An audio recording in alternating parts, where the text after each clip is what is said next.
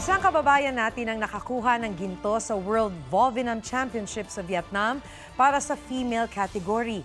Pero protesta ng Russia team na katunggali niya, hindi raw siya babae. May report si Katrina Son.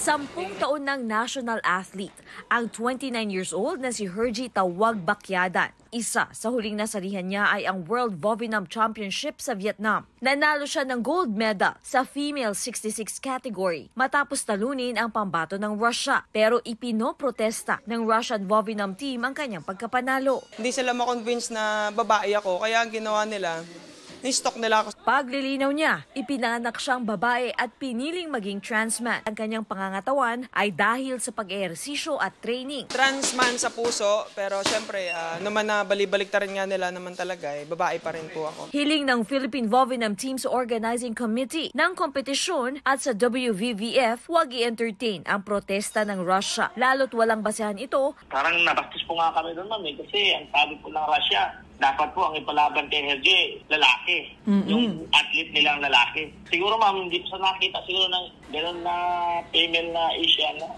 medyo malaki. He identified himself as a trans man. He acknowledged na yung DNA niya, yung babae pa rin siya. So, I think she has the right to join sa women's category. Wala pang bagong pahayag ang Russia at hindi pa tumutugon ang WVVF sa protesta.